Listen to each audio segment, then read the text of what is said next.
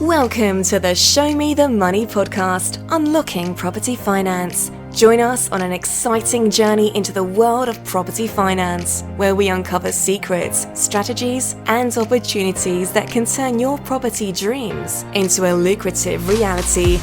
Welcome to Show Me the Money, Unlocking Property Finance.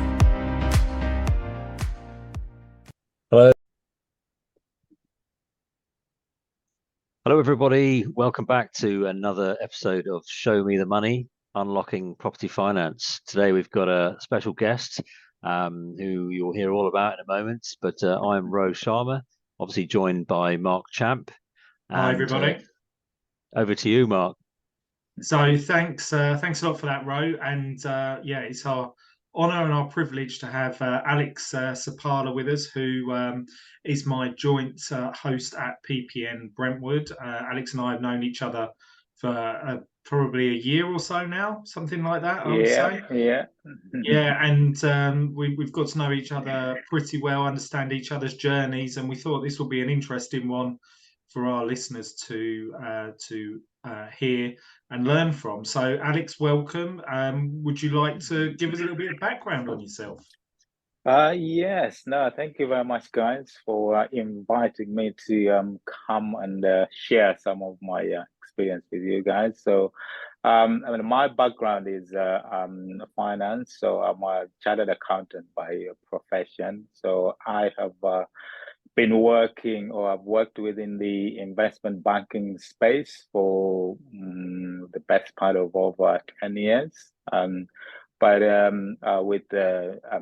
trained with Deloitte, and then I went into banking, worked for the global banking and markets with the Royal Bank of Scotland, and then moved into investment banking with JP Morgan in 2010. Behind that, for me, my vision and my drive had been of a different nature in terms of creating a bit of a financial and time freedom for myself in order to pursue what I call life on my terms, which essentially creating a legacy for my family and some of the charity work that I do, but also into the space of knowledge sharing. So with that, I also run a podcast, the Business Worth and Mindset podcast, and I've written some books. There's an Amazon #1 bestseller, The Business Path to Wealth Creation. And I also obviously host the PPN Brentwood with you, Mark. And I run an academy as well, Elite Edge Academy, where I do training and mentorship for people as well. But behind that, the whole main reason for me to create, like I said, the financial time freedom is so that I can do this stuff in the background. So the vehicle that I actually picked up to actually give me that financial time freedom has been the property space. So I've been investing in property since really 2010, just kind of 2010. I mean, I stumbled on it actually by I wouldn't say accident, but I had a light bulb moment in the sense that when I was working for RBS in those good old days, you could get 100% mortgages for stuff, actually. I mean, those days are probably well gone now. But they were even paying for my legal fees. So I literally just called up the people. I found a property. It needs ABCD, and they literally, I didn't have to pay a penny. So that was the time when I was actually living in St. Albans, and then having a family, and I had kids, and then my wife, we needed a bit of support with the kids, so we had to move to Essex, in Wickford. And at the time, I actually just inquired about it. It was a question of whether we sell it and buy something else there. So I just made an inquiry, like, how do we actually keep it and just buy something else over there in Essex? And the bank actually authorized it, say, yeah, you can keep it. And then we kept it, rented it. And I discovered at that point, actually, I was making more money after paying the mortgage than we were receiving rent and paying less. So it was a bit of a light bulb moment. And then I started thinking, wow, what if I had 10 of these? Essentially, I wouldn't need to actually work. And from that point on, I started to invest into my knowledge of property, find out what I could do, the 3 things you need in property, which is your time, experience, and the money, and so on and so forth. So long story short, some 10 years later, I built up a portfolio. I help work with people, do JVs, armchair investors, people who are looking to build a portfolio. They are maybe cash rich, but their time or experience poor. Will provide value and help those within that space. So I've had quite a lot of experience within the money game, working with various obviously brokers and banks and challenger banks and all of that on the finance side of property. But it's certainly given me the stuff of my dreams, which is that financial and time freedom to essentially live life on my terms. So that's kind of the overall of my journey in a way. What sort of properties have you typically invested in, and what makes up your portfolio?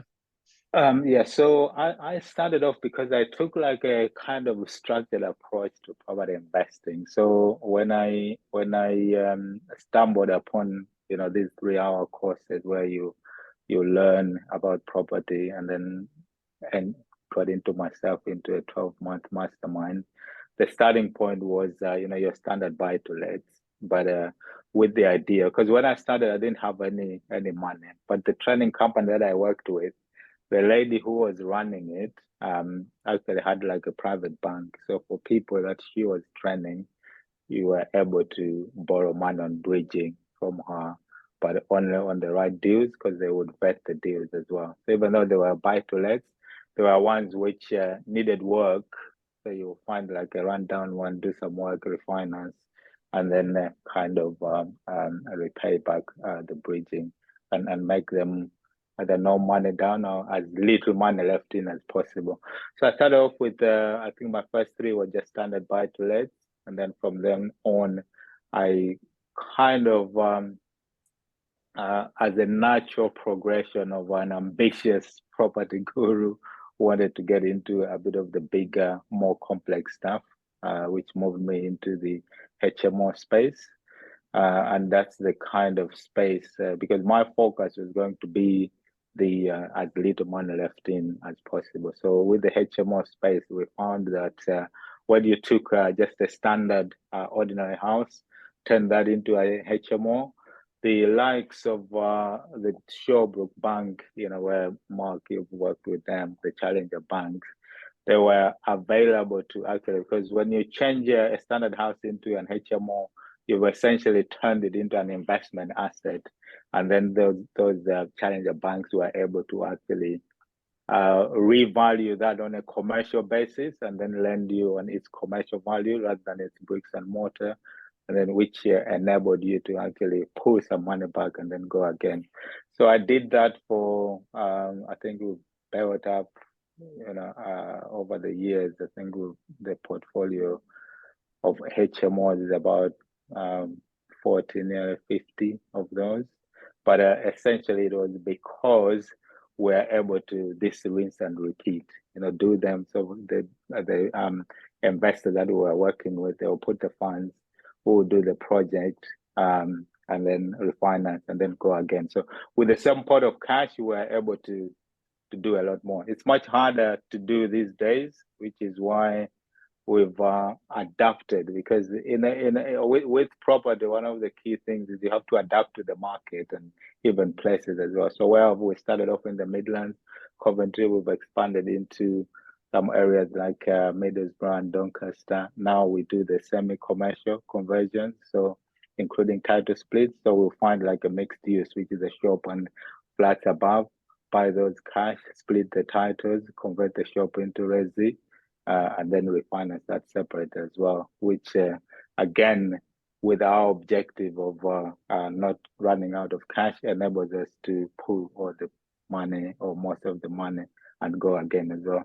So the focus has always been that, to leave as little money as possible so that you can build a portfolio with the same pot of cash. So to summarize, the answer is, yeah, we've got a combination of buy-to-lets, a lot of HMOs and a lot of flats that we've done mixed use, semi-commercial to resi conversion. Very So good. you were saying, sorry, right? You were saying when you first started, you were using private bridging money. The whole landscape of borrowing must have changed over the 10, 15 years that you've been doing this. What sort of changes have you seen, and have you started using more conventional finance, or do you still prefer the investor type finance? Yeah, you're right. It's changed massively. And I mean that's reflected. Even I think the lady who was doing that, I think they no longer do that. But and also obviously with the changes with the Section 24, whereby we used to buy property at that time in our personal names with the JVs. Now, obviously, because you can't claim interest relief when you buy it in your own name, that has shifted as well. So we now found ourselves I mean, the first two when we refinanced, I actually did with the High Street, I think, because my mortgage was with the Royal Bank of Scotland. They were also able to do buy-to-let, and some of the High Street banks were actually doing that. But now, obviously, having to go more into limited companies, the shift has been more into a lot of the challenger banks, where there's a lot more flexibility in terms of the lending. So the likes of, like I mentioned, Shawbrook, Paragon. I think we use HTB as well, LendInvest, and quite a few other ones. So I've seen over the years that these banks have been a lot more flexible, and even in the spaces where we've needed to, because somewhere along the process, I actually put a bit of equity for my house to put some funds into there. So we would use some of the bridging guys like I think Octopus and all of those kind of things. So we've actually mixed it up, but I have found a lot of flexibility, especially when you work with brokers. Some brokers do have that personal touch with some of these banks, and they can actually be a lot more creative. And remember, Mark, from your presentation yesterday, you touched upon some of the things that brokers can do in terms of not kind of breaking the rules, but bypassing and being flexible with some of the things. Can you give us some examples, just to help our audience? Give us some examples of the sorts of creative structures you've been able to achieve. Yeah. So for example, working with Shawbrook, in the sense that because when I was starting, I was pulling in investors as well who didn't have experience. So for example, if you're looking to get some of the lending with Shawbrook, you needed to be an experienced investor to have maybe like 3-4 properties behind you before you can get like a mortgage product, which is a more complex product. So when speaking with some of the BDMs, they could structure something in the sense that if myself as an experienced property investor, I am behind, or we do like a JV with the person who is just starting, they could leverage me to say, okay, we can get that person on board. Something which maybe standard banks or high street who are just rigid, they probably can't be creative in terms of allowing people to actually do those kind of things.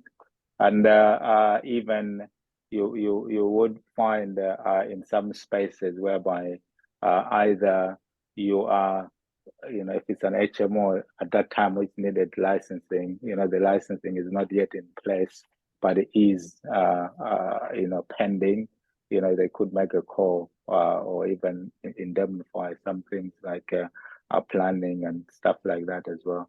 So you could get a bit of flexibility along those lines as well. So the challenger banks tended to be more flexible with that compared to a standard bank who would just follow like, this is what you have to do. If you don't have that paperwork, then we can't lend. So that's some of the examples that I found with regards to finance as well for the complex stuff.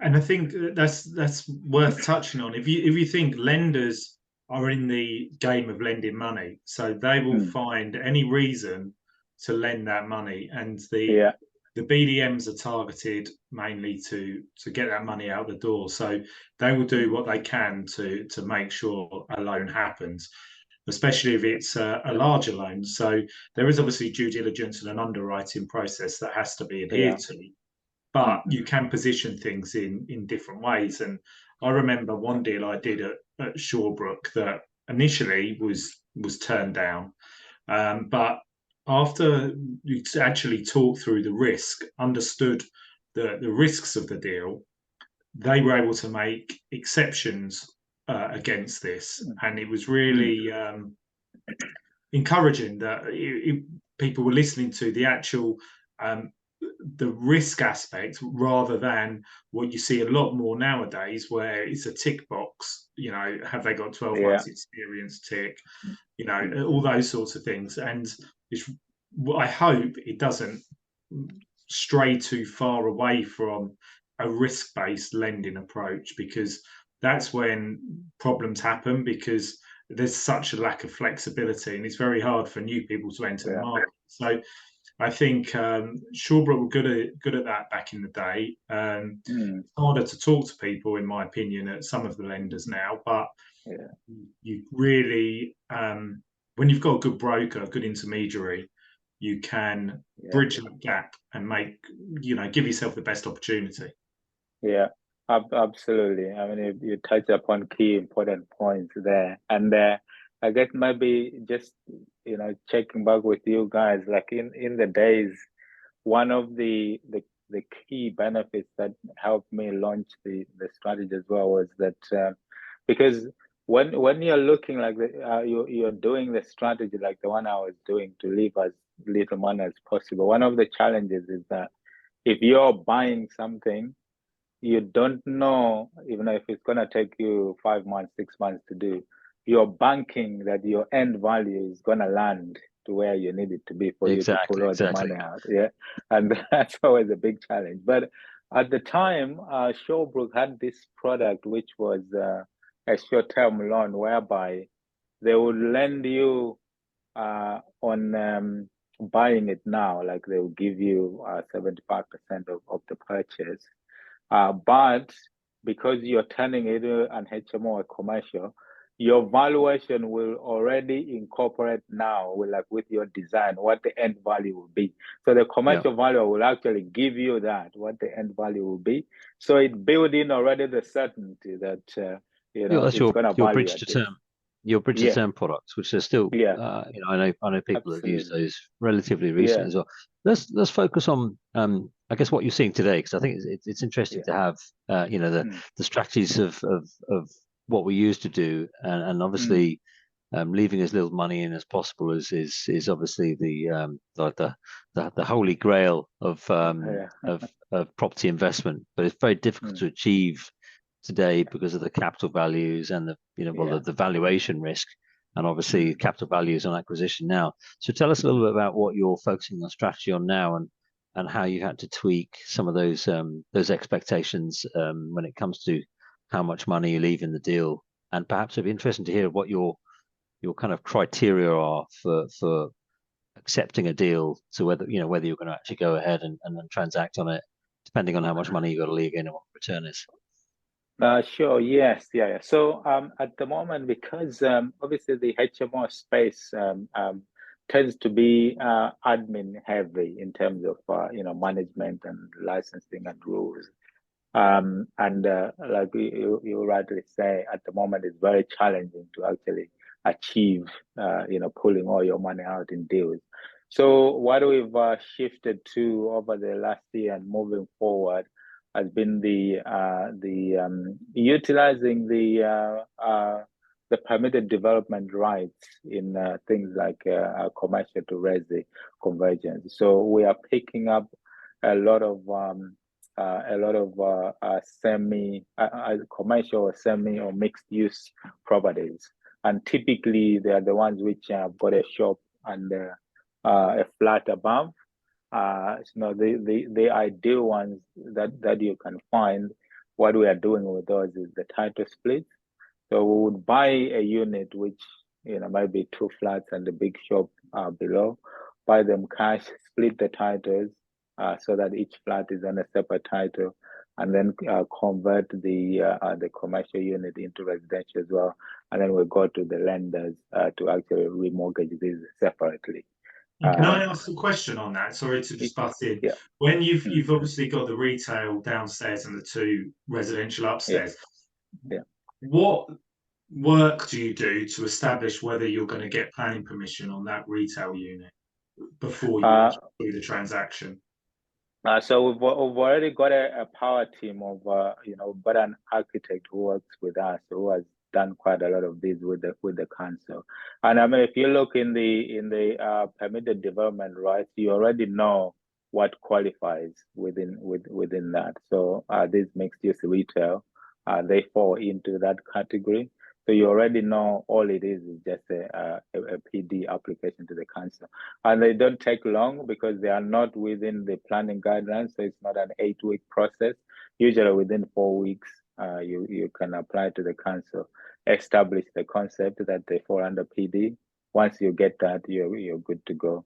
Then we just go title splits and work out how we're gonna do the works. And then our kind of refinance strategy after that, actually.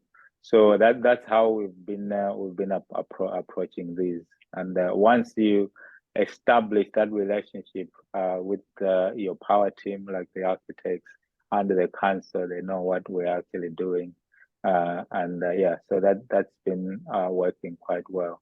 And you tend to find the sum of the 3 when you do them individually works out to as close as possible to pulling our money out or leaving as little as possible as a strategy in itself. So there are, as you guys would know, because we are, when you're splitting a freehold into, we'll create like leases for the flats of 999 or 125 years and so on. And that obviously gets to be directed to specific lenders, the likes of West One or there's quite a few who actually we are able to use to refinance. And have you been using bridging finance to buy these, or is it private finance? We've actually been using private finance for the buying, but interesting, having said that, we had actually currently 3 deals that came up, and we could only buy one, but we didn't want to miss out on the other 2. So what we did was we bought the one cash and then used the bridging using this existing cash one as security to borrow money to buy the other one. So it's always a bit of a mix. If you have something you can provide as security, you can still use bridging. I think it'd be great to go through the detail of this. I think people will definitely find this very interesting. Yeah, So sure. if you're buying it in cash, particularly that sort of joint venture money, working with an investor, it doesn't require security as such because they effectively own the asset. So you can cross collateralize and use that as security for bridging on the other asset. And just on the financing of these, and just as a reminder, so your focus is really in the Northeast and in the Midlands. Is that where you're finding these sorts of deals as well? Yes, absolutely. I mean, it's typically because obviously the money goes a bit further there, and because the yields are much higher, you stand a better chance of leaving as little money as possible further up compared to London or these kind of areas. But not to say that there isn't deals here. In fact, we're actually looking at a development in Southend, actually just on top of the Cliffs Pavilion, Mark, you may know.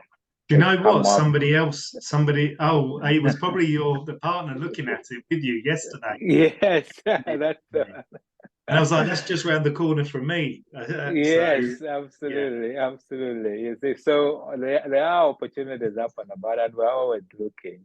There is one that we're looking to do there, but typically yes, it will be, and one of the reasons as well why you actually do cash is because if you're buying a freehold and you're going to split the titles, if it's already mortgaged, for you to do the title split, obviously you have to get the consent of the lender.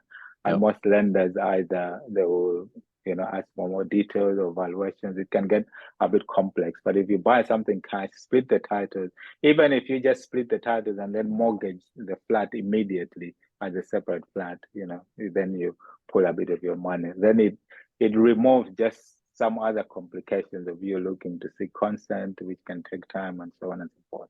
So in as much as people are able to buy cash, but obviously maybe not a lot of people are in a position to do that, and there's other ways that you can actually do it as well.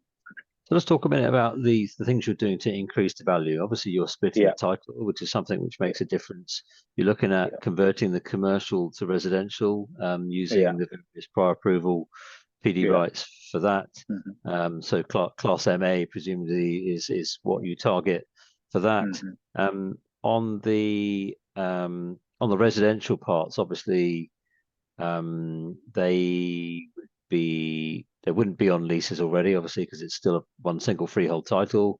What do you do to the resi elements existing? Do you let the tenancies run out so that you can then refurbish, increase the value of those? What sort of model do you employ there?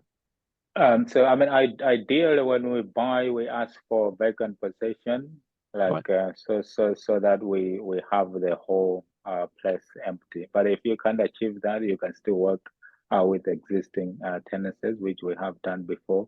It typically works well if there isn't much work required, because most of the stuff we're looking needs a little bit of work of some sort, and if there's no one there, we have to go in and do all of that. Because there is when you're doing this, there's still when you're separating dwellings to make them individual dwellings, there's bits like entrances and sound things that you have to work, including the services. So everything has to probably be rewired depending on how it's actually set up. So there is all that, but we look at that on a case by case basis to see how much work is involved, because we've already got like a process. We know exactly how this work, what's going to happen, and what we need. But typically we would ideally get them on a vacant possession so that we just play around with what we need in one go, rather than because like I say, if it's a shop with a flat and they are on the same water or gas or whatever, then it becomes a bit tricky for you to work on the commercial unit without interrupting the guys at the top and so on. Makes sense. So given that we all have sort of banking, finance backgrounds, obviously, Alex, you've got a good strong accounting background. And I know a lot of our listeners obviously are always keen to hear about metrics and numbers and KPIs to try and evaluate their own or benchmark their own investment opportunities. So tell us a little bit about, we know about the areas you look at.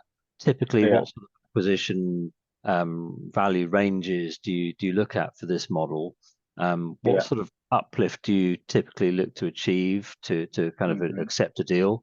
And what are your kind of key investment sort of return criteria? Okay, cool. That's a brilliant question, actually. At the very top end, we are looking for infinite yields. I mean, obviously these are the deals whereby you pull all your money out and you have nothing invested and they are fully mortgaged. Like we said before, these are far in between these days to actually get. So typically our criteria now has fallen into about 25% yield on the money left in, so that we have like a 4-year payback period, as it were, of all our money back. Or, so 25% return on capital employed, I guess, how some people like to look at it as well. Yes, so exactly. Exactly. So if we let's say a deal that's costing us in terms of values, like I mean up north, we are on average buying these at up to about the 150K mark. Okay. So as a kind of minimum, we look to create 2-bed flats. But obviously, if you can squeeze in an extra, even if it's one bed, as long as it's around, we work on a minimum for one bed of about 38 to 40 square meters.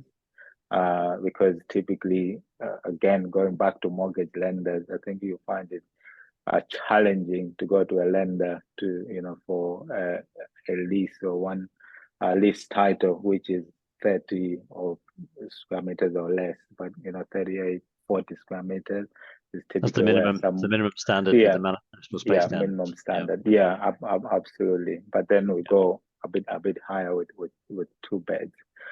So those are the kind of ranges that we work with. So about 25% on capital employed. So when we work out our numbers of how much money will be left in, if let's say we get stuck in there after remortgaging, refinancing, there's 40K left in there. We're looking to at least 25% a year in net rental income that we're getting on that figure. And that's the kind of criteria that we use. I mean, Makes this sense. is just individual, personal to us as how we operate. But obviously, if you look at the yields or the returns people will get, with their money in the bank at the moment, very low. I mean, of course, interest rates are higher. People are getting the kind of maybe 5-6% on savings or whatever. It's interesting, actually. Maybe this is interesting for people to actually look at. I saw this big headline figure from what was actually Sterling Bank, like, oh, our interest rates have increased from 0.25% to something like 5 or 8%. Yeah, and this is actually quite misleading, and people should actually do their calculations, because what it did was it increased it from 0.25 to 5%, but only the 0.25 applies to balances up to 85K. The 5 point something percent or 8% is only on balances up to 5,000. So it actually worked. Always read the small print. Always read the small print. Yeah. So somebody who had 85K actually were making more money in interest on the 0.25 than on the higher rate, because they only get that on the 5%. Yeah. Because after the 5K, they removed the 0.25 to actually zero. So it's all marketing and misleading stuff. So your strategy very much focuses on it's more of a volume game, on risk managed asset values, which are obviously from 150K plus, which I think it's from a risk management perspective is great, because you could do lots of those. You're not concentrating investment all into one asset. You could be buying one in London at 1.5 million potentially, or you could have 10 up north, which obviously gives you more options. Which makes sense. When it comes to, I wanted to ask you, which I think people will find interesting. Obviously, you do the title splits. What sort of level of leverage do you typically achieve on these projects, and how do you structure it in terms of what's your corporate structure? Do you have them owned within one entity? Do you change the ownership so you have different entities owning, the different leaseholds effectively within that freehold? And what about the lenders you use as well? Do you have to use? I'm sure a lot of people don't appreciate that actually you can't have the same lender on all the titles, including the freehold. So tell us a little bit about how you do that. Yeah, no, that's a really good structure question. So in the first instance, like if I'm doing this with a joint venture partner, for example, who is looking to invest in this, obviously the first structure will be an SPV, which typically will be 50-50 between them and us. So that will be the entity which will buy the freehold, typically, let's say, cash. Now, within the actual conveyancing, if you are looking to create, split the titles, the freehold and the leases can't sit within the same company, because obviously, the one is granting the lease to the other, so it can't grant the lease to itself. So they have to be separate. So what typically will happen is you will set up a new SPV, which will hold the leases, but because that SPV will be 100% owned by the existing one, then there's no issues around stamp duty or whatever when this transaction is done at the same time. So tax-wise, everything actually works well in that regard. So then that's what will happen. So one will hold the freehold, then you have a new SPV 100% owned by the existing one, which will hold the three leases. So you draw up your plans as to who owns what and the floor plan. So we've got the solicitors who handle all that aspect, create the leases, register them, and sort all that kind of conveyancing. And then when it comes to obviously leveraging this and mortgaging them, it is just a standard process because you've got a lease which is owned by a company. You just go to any lender like West One or Octopus or the lenders, even Kent Reliance. They will lend on a leasehold. A lot of lenders will lend on leasehold. We typically create leases of 999 or 125, which are high enough or as good as a freehold anyway, because they are all in-house. And structure-wise, obviously, the people who are involved, like myself or the JV partner, will be the same in both companies. So lenders typically are not so fast about that because they're just dealing with the same people. And again, it does come to, like we talked about before, with the challenger bank, someone just making a call, because if it's a seemingly a complicated structure, then someone could actually take a course. Actually, the people involved here are one and the same, and this was done for this particular purpose. But we typically go different lenders as well for the three flats. Simply, we are trying sometimes to avoid some clever valuer coming there and thinking, oh, actually, these guys have just done ABCD on all of this. That's interesting. That's a great reason to actually spread the risk using different lenders from a valuation risk perspective. But other than for valuation, is that not a requirement anyway that you would need to have different lenders certainly between the freehold and the leasehold? You wouldn't necessarily have a lender on the freehold. It'll be there's no lender on the freehold. What will happen is the lender would take a charge over. Say if one lender's doing all the leaseholds, so they've got say three flats in the block. The lender would take a charge over each leasehold independently, and they would also take a comfort charge over the freehold. But what I've seen recently, and I'm doing a case at the moment where it's a commercial property that's been split up into residential leaseholds, and there's 7 leaseholds. And the lender has said anything that I think is 6 leaseholds and above will be valued on a block investment value, whereas if it's below that, it will be done on each individual leasehold. And there will be anything above 6 as well. The maximum loan to block value will be 70% as opposed to 75 if it were just against each individual leasehold. So you're hit with a double whammy.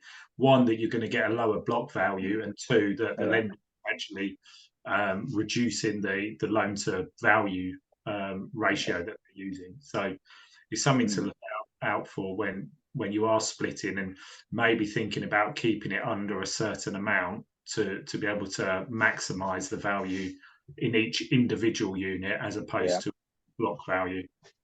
Yeah, absolutely. And I mean, with that in mind, if you just go to different lenders, and even in situations whereby you don't have to do them like at the same time, so you just do one like this month and then do another one the next month, or just space them out, you find that where you can get the most value as well. I mean, we've had some lenders ask for like to do the block, but actually ask us to reverse or cancel the leasehold so that everything comes back on Freehold, which obviously we didn't agree to, because our exercise was to actually, split this. But it has worked, especially where when you create stuff like all your parking and everything is separate. Some valuers will come and if they're there to just look at one, they just look at the one. Whether like what this was before could, it's not something that they are interested in, because their comparison from a value point of view is the similar two beds or whatever in the area, and that's their comparative what it will be, and that's what they have to justify their price on. So there is value that you create just by doing that, because essentially each flat can be sold separately as a lease. So you can even if you're doing, let's say 3-4 of these, you can decide maybe just refinance the one or the two, and you actually sell one or the other one. So you have all that flexibility in terms of what you want to do, depending on your strategy as well. That makes complete sense, having those different exits available to you as well. Especially if you end up not getting a great valuation, you don't want to be leaving so much capital in the deal, then you can just liquidate one of those leasehold assets as well, which is a great thing. Definitely. I guess do you retain any commercial units as well, or do you always look for commercial that can be converted to residential? And this kind of links to my original question about having different lenders, and I hear what you're saying about freeholds, especially the freehold value for these sorts of assets is going to be so nominal that you can hold it in cash anyway, so there's no need to leverage it. But I guess if you're in higher value areas where the freehold might have a bit more value, then it might be an option. But also sometimes if you're retaining the commercial element could actually own the freehold technically as well, right? So I guess in that case you might still want to have lending on that. But so my question is, do you also do you hold commercial assets for income as well? That's a good question. I would actually, thinking back to some of your listeners, probably put this answer back to working with brokers like yourselves, because this, if you are looking for stuff in advance, it can actually help you make decisions on what you do now. I'm saying this because on one of the units that we were looking to do, which we purchased, that same question came up as to whether we actually keep the bottom area as commercial and just do the conversion. You still split the title, so you've got the commercial on a separate title, but still keep the units above. And I'm sure if somebody was looking at that and they came to you or Mark and ask you, okay, this is what I'm looking to do, you can probably help them, guide them, maybe with a little bit of more knowledge, like which lenders actually are happy to do residential above a share. Good point, because there's not many lenders out there that will do it. Semi-commercial products have disappeared. There's hardly any of them. You've got Yorkshire Building Society, they start at 500,000. Shawbrook increased their minimum, their minimum loan, but they've just literally brought it down. And I think it's now 250,000. But it really, there aren't many. Alica do it. Interbase is really quite high. So there aren't that many lenders. It's not like where you've got an HMO or a buy-to-let where I can list off 50 lenders, or bridging where I can probably list 1,000. But it's the semi-commercial and commercial space at the smaller end is really hard to place, and the rates are pretty steep. So in my opinion, changing into residential is probably the better choice of the better choice. Yeah, absolutely. I mean, we do have one which is mixed use, but this one is one that I got in the early days. And coming back to you, Mark, the challenge of refinancing. Now you eventually you can get lenders, because this one actually the titles are not split, like it's one unit on freehold, so lenders will look at it. At the moment it's with the Mormonshire Building Society. But typically, I think what they would typically do is, cap your LTV to 70% and probably also ask you for repayment rather than interest only. You can get interest only, but you are capped. It is going to be 60, 65, maybe 70 push. Yeah. That's always an issue with commercial investments. Yeah, that leverage cap is not the same as residential, so you get stung by the higher rates and having to leave probably more money in, unless you've got a really strong covenant. Bridging. It's the same on bridging as well for them. So doing the bridging at 65%, you've got to have a lot more in the deal, and then it's only when you change it to residential that you're going to be able to pull some out. So Alex, I'm conscious of time because we're nearly an hour in now. We usually just do half an hour, but because you've been so interesting, it's been it's gone way over. But if people want to connect with you or come and talk to you about your training, how do they do that? They can find me on Facebook. Just type the name Alex Sapala. They'll find me there. And also even the website, simply alexsapala.com. They can find me and contact me on there as well.